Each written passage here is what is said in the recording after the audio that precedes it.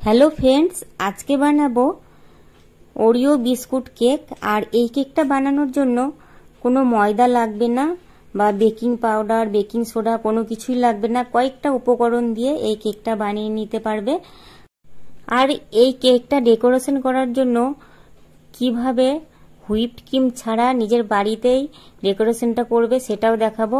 এখানে আমি নিয়েছি 10 টাকা প্যাকেটের যে ওরিও বিস্কুট হয় সেগুলো 4 প্যাকেট। আর এই বিস্কুটের মাঝে যে ক্রিমটা থাকে সেটা এবার বের করে নিচ্ছি। একটা মিক্সির জারের মধ্যে এই বিস্কুটগুলোকে ভেঙে ভেঙে দিয়ে দেব। তারপর এই বিস্কুটগুলোকে একবার শুকনো গুঁড়ো করে নেব। বিস্কুটগুলো গুঁড়ো হয়ে যাওয়ার পরে একটু একটু করে দুধ দিয়ে একটা ব্যাটার বানিয়ে নেব।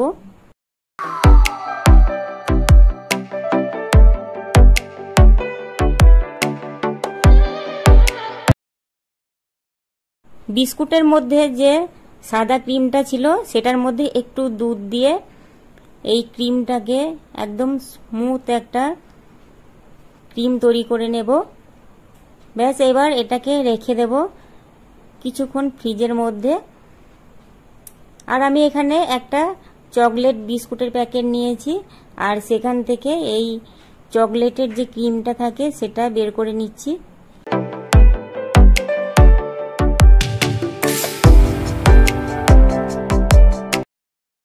এবার এই চকলেট ক্রিমটার মধ্যে সামান্য দুধ দিয়ে এটাকেও একটা স্মুথ একটা ক্রিম বানিয়ে নেব। একটা 5 ইঞ্চি কেকের মোল্ড নিয়েছি আর তার মধ্যে বাটার পেপার বসিয়ে দিয়ে সামান্য রিফাইন্ড অয়েল ব্রাশ করে দিয়ে রেখে দেব। কেকের ব্যাটারের মধ্যে আমি 1 প্যাকেট ইনো দিয়ে দিচ্ছি। আর চাইলে কিন্তু ইনোর বদলে বেকিং পাউডার 1 চামচ দিতে পারো। তো আমি এখানে ইনোটা দিয়েছি। ব্যাটারের সঙ্গে ইনোটাকে খুব ভালোভাবে মিশিয়ে নেব। আর মিশানোর সঙ্গে সঙ্গে কিন্তু ব্যাটারটা ফার্মেন্ট হতে শুরু করবে আর কেকটাও কিন্তু খুব স্পঞ্জি হবে। তো দেখো এই ব্যাটারটা একটু ঘন হয়েছে, তার জন্য আমি সামান্য দুধ দেব। ব্যাটারটা এমন হবে না খুব ঘন হবে না খুব পাতলা হবে।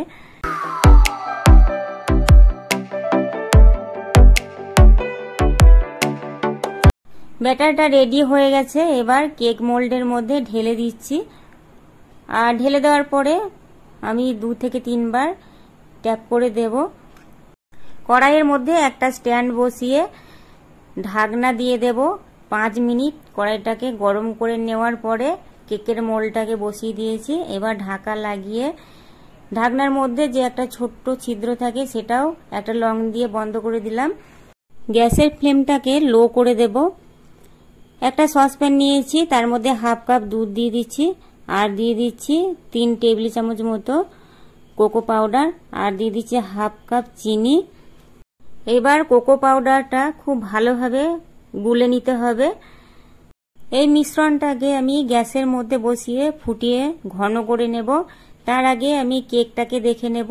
প্রায় আমার কেকটা হতে সময় লেগেছে 45 মিনিট, আর কম বেশি লাগতেই পারে। তো কেকটা যতক্ষণ ঠান্ডা হচ্ছে ততক্ষণ আমি এই কোকো পাউডারের একটা গ্রানাশ তৈরি করে নেব।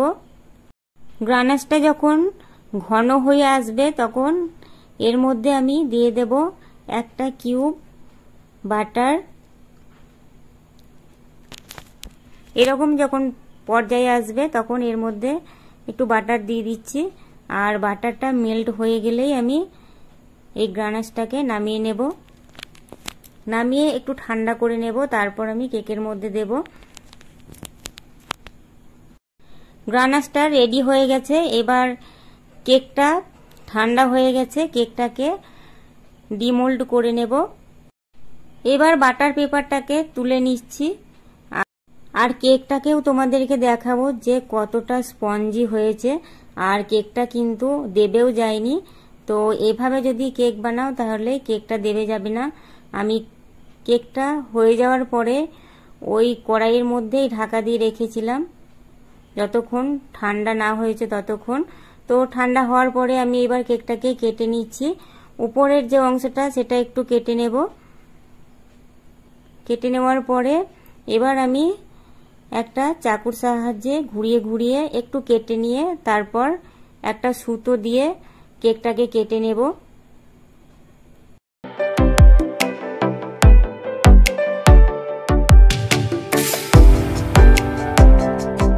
কেকের যে উপরের অংশটা সেটা আমি নিচে দেব, আর যেটা নিচের অংশ সেটা উপরে দেব। সুগার সিরাপ দিয়ে দিচ্ছি। সুগার সিরাপ দিলে কেকটা ময়েস্ট হবে। আর এই সুগার সিরাপটা চিনি আর জল দিয়ে বানিয়ে নিয়েছি। এখানে আমি যে চকলেট ক্রিমটা ছিল সেটার সঙ্গে এই হোয়াইট ক্রিমটা মিশিয়ে দিচ্ছি, দিয়ে একটা ক্রিম বানিয়ে নিচ্ছি।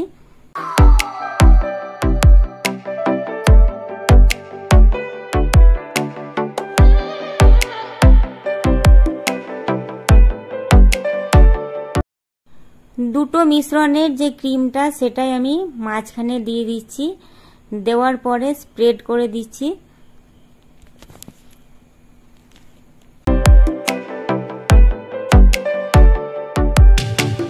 কেকের নিচের যে অংশটা সেটা এবার উপরে দিয়ে দিচ্ছি।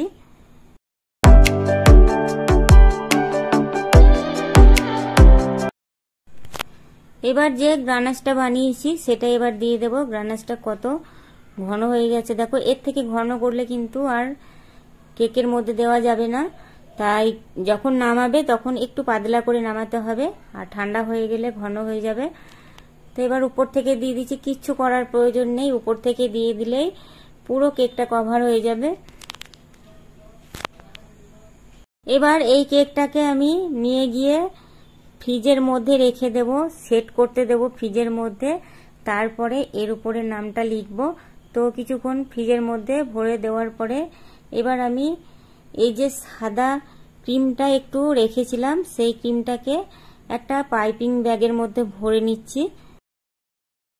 কেকটা ফ্রিজ থেকে বের করেছি, দেখো গাইস কত সুন্দর হয়েছে দেখতে কেকটা। তো এবার নাম লেখার পালা। আর এরকম একটা কেক যদি বাচ্চাদের জন্মদিনে বানিয়ে দাও তাহলে ওরা তো এত খুশি হবে। আর এমনিতে ওরা চকলেটটা ভীষণ পছন্দ করে বাচ্চারা। এরকম একটা কেক যদি বাচ্চারা পায় তাহলে তো চেটে পুটে খাবে, সেটা তোমাদেরকে বলতেই পারি। আর দেখো কেউ দেখে বলতে পারবে না যে কেকটা বাড়িতে বানানো। আর কয়েকটা উপকরণ দিয়ে 2 থেকে 3টে উপকরণ দিয়ে এত সুন্দর একটা কেক একটা বাচ্চার জন্য তার জন্মদিনে শ্রেষ্ঠ উপহার হবে বলে আমার মনে হয়। তো এরকম রেসিপি পেতে চ্যানেলটাকে অবশ্যই সাবস্ক্রাইব করে নিও। আর দেখা হচ্ছে নতুন কোনো একটা ভিডিওতে। ভিডিওটা ভালো লাগলে শেয়ার করে দিও, লাইক করে দিও। আর সবাই খুব ভালো থেকো, সুস্থ থেকো। Thank you.